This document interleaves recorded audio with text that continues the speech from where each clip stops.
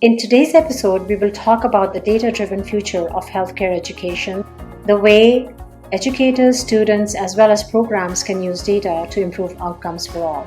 Let's talk about holistic success.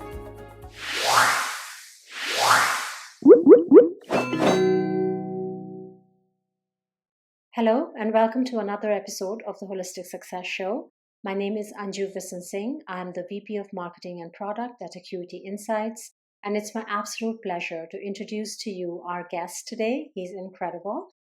Anhphan, he's Senior Director at Columbia University's Vagelos College of Physicians and Surgeons. It's a pleasure to have you on the show. Thank you. Thank you for having me. I'm a big fan of the show. Thank you so much for that, An. To start with, can you please share a little bit about yourself and tell us how you see the role of data evolving in healthcare education and what impact it will have on student outcomes? I work kind of at the intersection of technology and education, specifically healthcare education. I think, we live in kind of a world where everything we do is collected, whether it's our social media presence, every single action is recorded somehow. Historically, I think specifically in regards to healthcare education, the universities and the schools spend a lot of time. They spend a lot of money to collect data, right? We're constantly collecting data about our students, about our programs, about our outcomes. However, we haven't really used that data in a way that is very meaningful. The amount of time and money that we spend collecting data doesn't really show in the outcome. And what I mean by that is, historically we've published research papers, we've done programmatic changes and whatnot. But I think the future of healthcare education is this idea of, similar to Ray Dalio's principles, it's this idea of meritocracy, where we're constantly collecting data points and we're constantly informing our students and our faculty and our programs how to improve themselves at a micro level. So I think that's really the future of the field, where the field's going in. This is so great. Thank you so much for sharing that with us. Speaking of technology, artificial intelligence is transforming many industries. How is AI being used to improve healthcare education, and what future applications for AI do you see? I mean, AI is kind of the hot button word of the decade. When I started doing this 10, 15 years ago, the first thing that came up was machine learning, right? So this idea that we were going to replace our classical approaches to statistics and regression by using machine learning. And then over the years, we moved on to deep learning. And then now the hot topic is ChatGPT, right? The beauty about this is healthcare education has always been behind other sectors like finance and banking and whatnot in terms of technology adaptation. But over the last 4 or 5 years, there's been major strides in the use of AI in healthcare education. Some of the cool things I've seen some schools do are, in the simulation space, for example, a major issue in the simulation space is getting SPs or standardized patients, right, to come in, which is essentially an actor who comes in and a student practices, their history or physical or what have you on this actor, right? That's an extremely costly, endeavor. And students don't get enough practice doing that, right? Now, some schools have created AI bots and programs where you can kind of tweak the various patient, difficulty, and the students can practice unlimitedly on this patient as if they're a real person, right? So that's like one of the cool things that AI has been able to do. The folks over at NYU are always doing some very cool things in terms of, suggesting, combining the patient data that they collect and kind of suggesting, educational improvements in literature and papers to go along with a diagnostic that a student's seen in the clinical workplace. So I think we live in a time where there's so many opportunities with AI and everyone's coming up with something new every single day. You've done remarkable work on standardizing narrative feedback. How do you balance the need for standardization with the personalization that's required for effective student advising?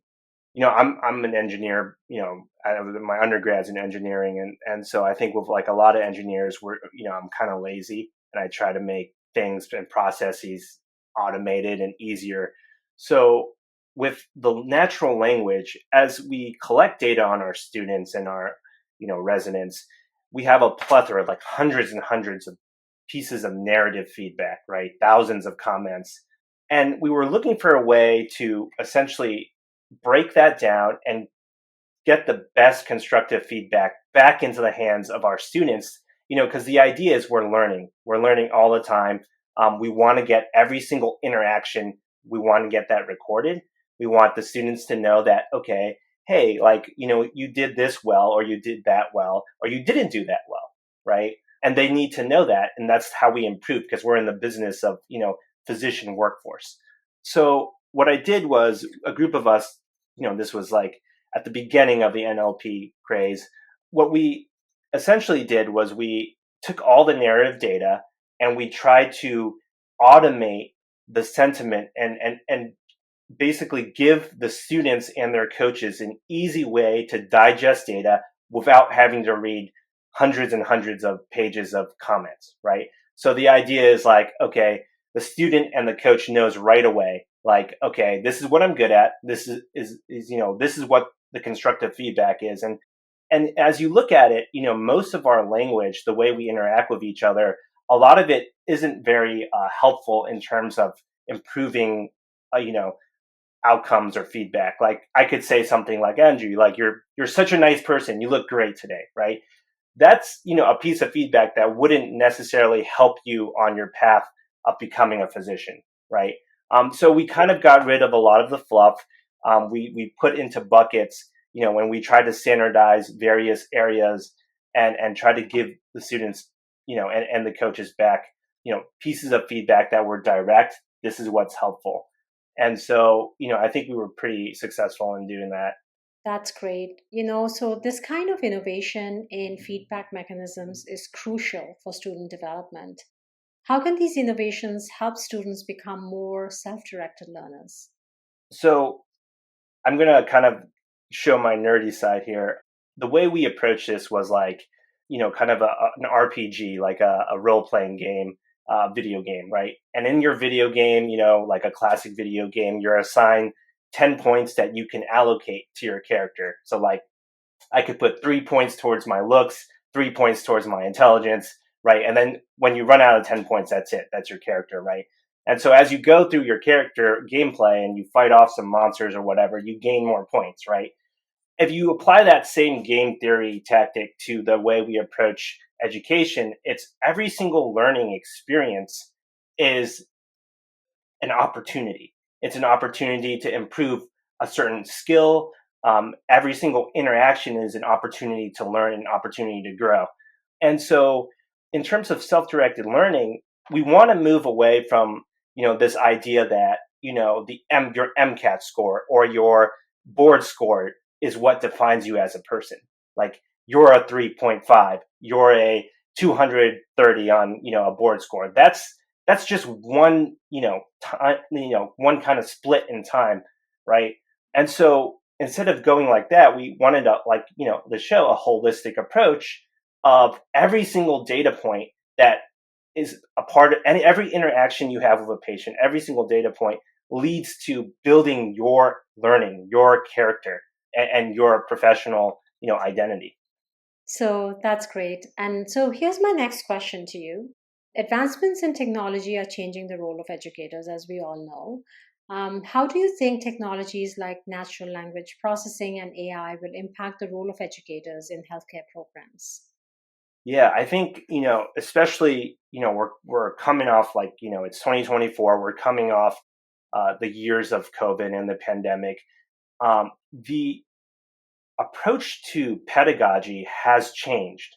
And a lot of the educators, perhaps, you're talking about students entering the healthcare education space, possibly having spent a lot of time remote learning.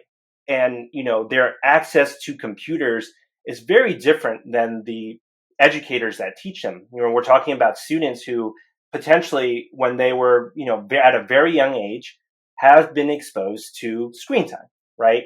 And they are so quick with the technology and their ability to adopt that technology. I think as educators, we have to be the same, right? We have to, for me, I didn't get a cell phone until I was in college. So, but now we're talking about people who are, attached to the hip, so to speak, to their device.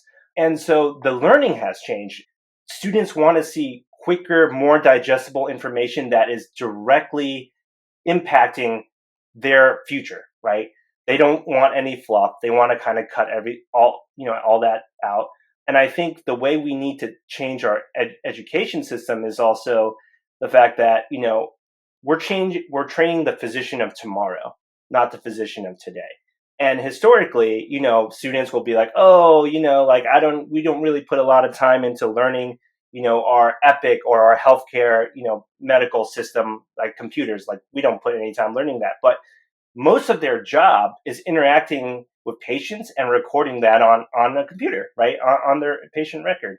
So I think, the adaptation of AI has led many schools to create curriculums around the use of technology and technology assisted patient care. And having that training at an earlier stage will prepare you, I think, better for what the actual workplace is like, as opposed to just constant didactic lecture type style academics. Thank you for sharing that. That is so fascinating. So, when we look ahead, what kind of trends do you think will shape the future of healthcare education, and how can institutions actually prepare for these changes? Yeah, so I think the major trend across all medical schools that's happening now is this move towards competency based medical education. And I alluded to earlier, it's this idea that we're not defined by, as much as the program directors in residency would like to see a very simple idea of here's your number, here's another person's number, that person's number is higher than your number. Okay, that must be a better candidate, right? I don't. I think, the future is this idea of every single interaction is counted in a more low stakes level, and we're able to somehow pass that on to, future residency programs and future hospitals and workplaces. Now that's a lot easier said than done, right? And I think what the major struggle is right now is getting programs to kind of move towards this competency based model, getting people within a certain institution to all agree that this is a good idea. And then how do we standardize that nationally? Now, if we take away this idea that, say, Anju, you're like 100 and I'm 90, how do we say, like, how do we compare, and say that, like, you're better than me or you're not better than me, right? So I think, that's one of kind of the major trends from an educational point of view. I think from an AI point of view, I think a lot of what we need now and a lot of the major focus now as we move beyond machine learning, beyond deep learning and chat GPT is this idea of cybersecurity. And that's something that's not even, really even talked about in our whole industry. But as we collect more data, we have to ensure the barriers to protect that data are up, and that our universities and our vendors and everyone are kind of on the same page. As kind of look at the current environment, we're seeing a lot more hacking done at, the healthcare education level, which is unheard of, right? But we also have to keep in mind that we are the gatekeepers of some of the most valuable data in this country. When it comes to patient data, when it comes to performance data and student data, it's something that is rarely talked about when we talk about education in general. Yeah, that is so interesting to hear.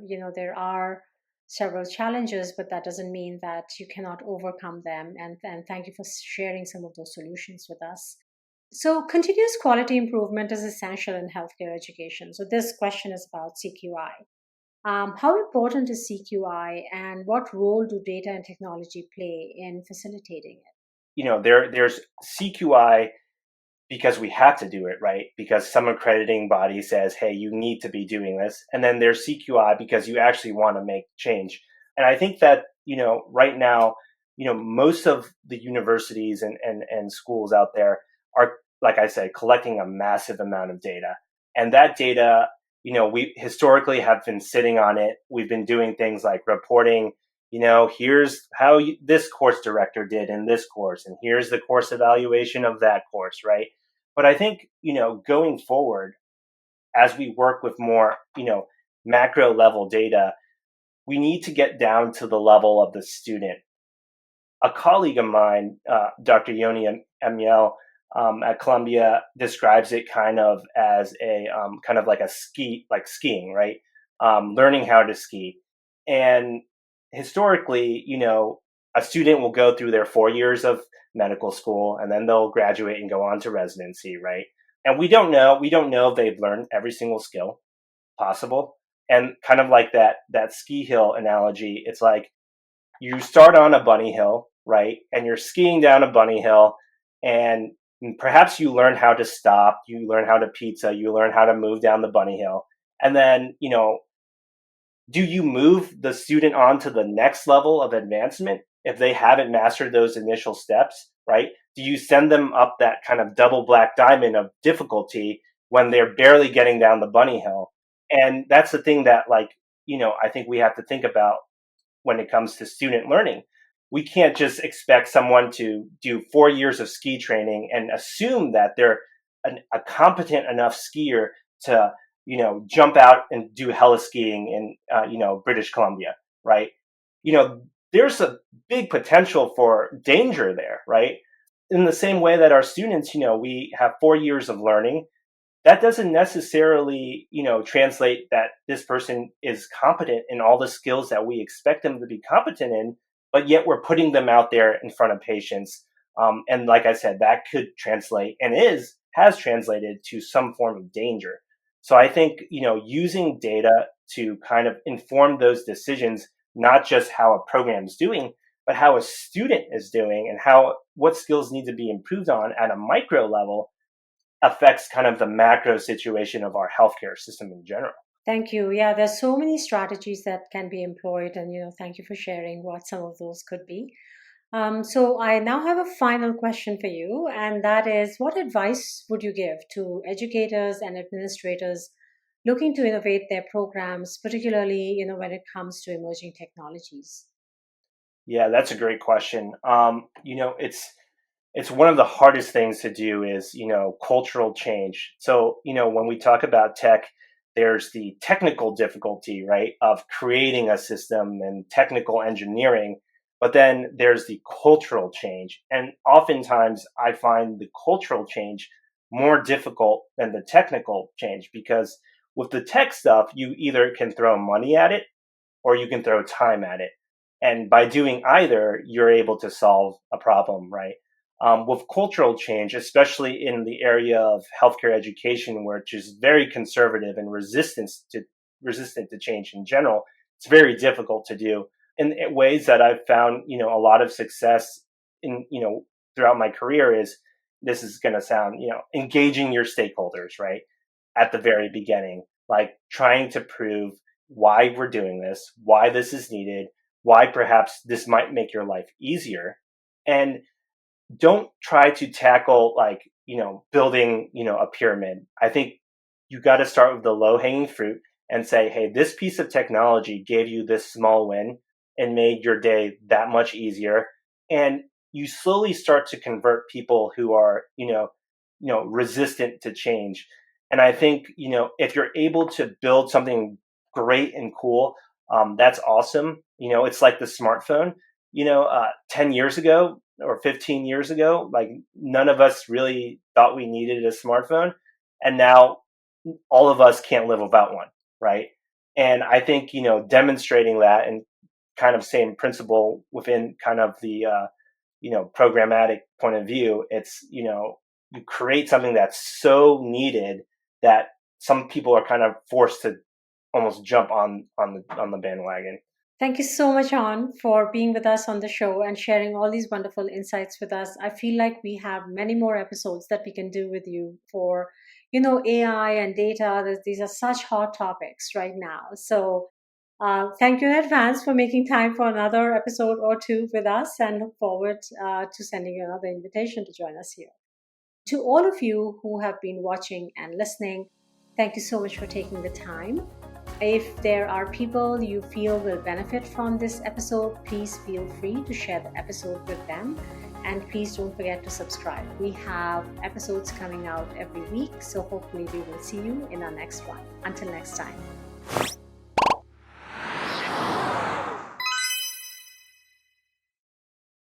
If you enjoyed this episode of the Holistic Success Show, please be sure to check out our other episodes. We have episodes coming out regularly all the time, so please be sure to subscribe so that you can stay up to date on all things related to student and program success in higher education.